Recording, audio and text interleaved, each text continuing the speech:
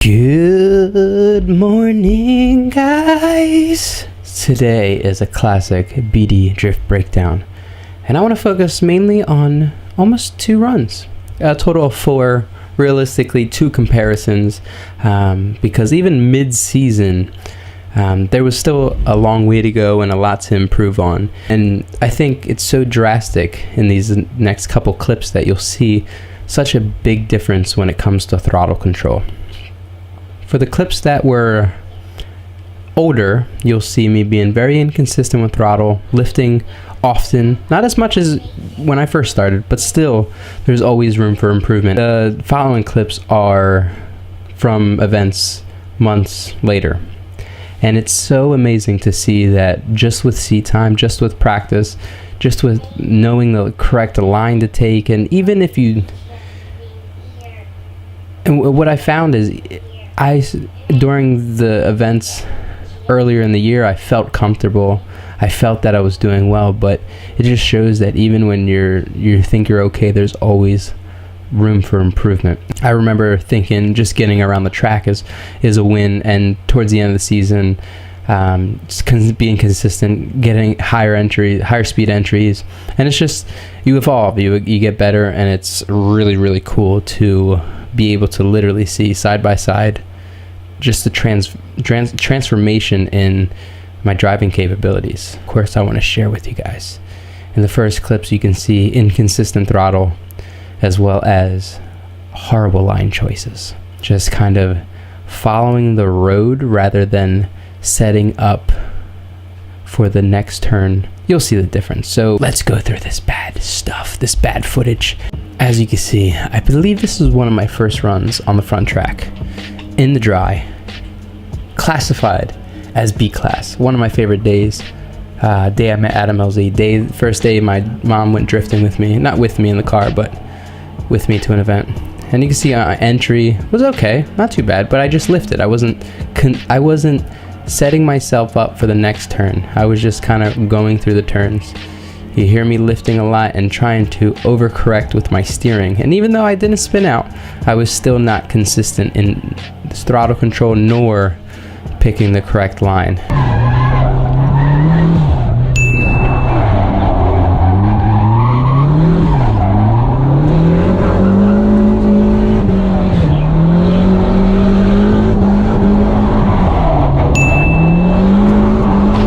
You can see that I struggled through that course and didn't quite, so to speak, touch all the clipping points, outer zones, etc., etc. It's such a drastic change. So for this next one, you see I'm way heavier in throttle, almost at max angle coming out of the turn, full throttle into the next, and then just lifting just a hair, just enough to scrub speed and bring myself around. And yet I almost never lift. I just let the car transition around the turn. If I feel that I'm coming in hot, I lift a hair instead of lifting all the way. Coming around the turn, this is probably one of my smoothest runs, even though I wall tapped at the last second.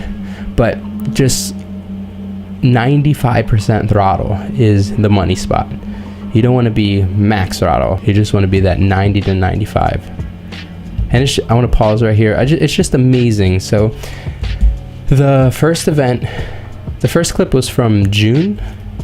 The second clip, I believe, was September. So from June to September, that's how much I improved. So what is that? June, July, August, September. So in 3 months, no, that was July 1st. That was 3 months worth of drifting, probably 4 or 5 events in between. So in 3 months slash 4 events, I was able to get better at throttle control and as well as understand what line to take. And that all comes just from driving.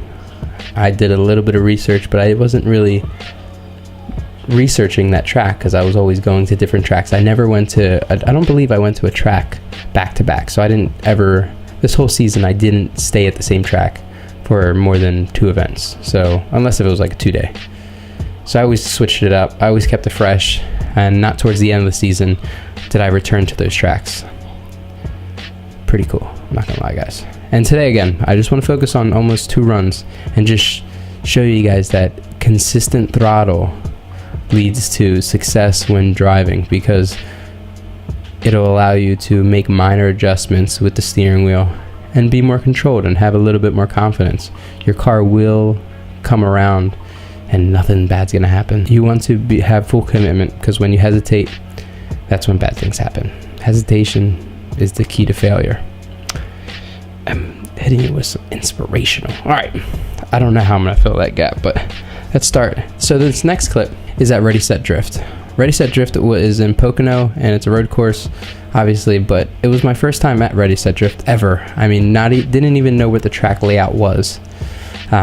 First couple runs. This is later on in the day. This is probably not my smoothest run, but I want to show you how I was just going through the course and not preparing myself for the next turn. So I would just kind of, if it was an S, I would draw the full S. I wouldn't hit inside, clip outside to transition to the next. And I'll show you exactly what I mean. So I don't know what run it is, but it's midday.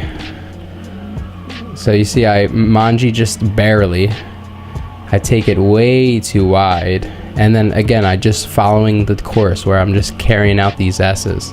To link that section, you can't do that. So not bad, not even horrible. Just, I could pick a different line. Way off. Throttle control's okay, a little better. It was a little later in the season. And you can see my car jerking a lot back and forth. Again, all room for improvement. See, we thought that was good, but little did we know, later on in the season, this is my last event at Ready Set Drift, way higher in the throttle, almost full throttle, 95%. As you see, let me back it up real quick. This is the line you want to take. Go back to, use the first turn and hug it shallow. So you don't want to go super wide on that turn. You want to basically point your car in between the apexes, not apexes. Shoot for right in the middle and touch. Again, this is not perfect, but aim for the apexes. So that way you get yourself outside enough to get yourself around without manjiing. And I didn't learn this for a while. It took me a while. I'm still not good at it. I feel confident for next year, but I wasn't perfect. But you can see way more throttle. You can see such a big difference in throttle control, line selection, everything in between. It's amazing. And I really just want to focus on those two runs, only because I don't want to go, I want to give you guys real deep detail.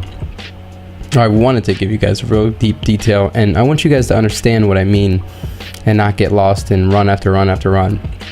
Over this off season, I'm going to kind of break down different things I did wrong, different things I improved on. Since it's the off season, I don't want to break down a specific event. I want to pretty much break down a specific technique. So this one is throttle control, and better throttle control will allow you to set yourself up for better lines. But then again, hey, what do I know? I'm just learning. Let me know if you guys have any questions. I know this is a short one, and I usually do 5, 6, 7 runs, but I just want you guys to know, if you're driving, make sure you get yourself comfortable staying in that 90 percentile, that 90%, 95%. Every once in a while, full throttle. You know what I'm saying? Little left foot brake, a little full throttle banger. I'm excited. I can't wait for this off season to end so we can shred with friends. That rhymed. That, guys, I'm going to leave you. I love you much, and post in the comments below if you have any questions. Soon I want to do some type of BD drift breakdown. It may not be for a while because I want to get some supporting voices in here to talk about the difference, how driving with a low-powered car improves your driving skills.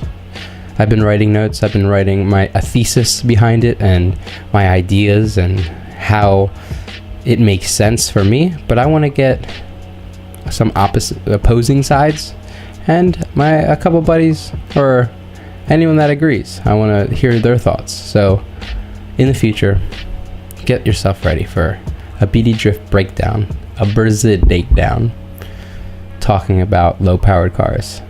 We found out this year my car only pushes around 250, and I'm pretty pumped about that. I'm happy that I was able to learn with not crazy horsepower, because it only helps you in the long run. Less horsepower you make, the better skills you obtain. But some may say different. What are your thoughts? Post them in the comments below. I am going to leave you with that. Let me know if you like this format. Do you like me picking out specific items when driving? Or do you like me going through a full event and breaking down every single run? Because I have 2 events I never broke down. But I enjoy being specific. That way you guys, it's kind of like a course on a specific event. Throttle control is huge. I think throttle control is probably one of the main factors when driving. I want to say number 1, but some may beg to differ. Holla at your boy, guys. We love you so much. I don't know when this video is coming up. This is going to be my December save. If I don't have a video for a night, this is going out. Or I might just put it out tomorrow. Usually, I will probably just put it out tomorrow. Let me know what you think. We love you. Daily videos are coming back. If you guys didn't know, month of December, we are going to be uploading daily, getting it daily. Make sure you guys are checking out becausedaddy.com. A lot of cool gear, a lot of cool stuff coming. New Drive Filthy shirts are on their way right now. Holla at your boy. Thank you so much for all those who support me on a daily basis. We love you. Happy freaking it's tomorrow Friday? Thursday. With that, I leave you. I feel like I'm a radio host sometimes. All right. Love you guys. Happy Friday. Happy Thursday. Whatever I post this. Blah, blah, blah. Bang.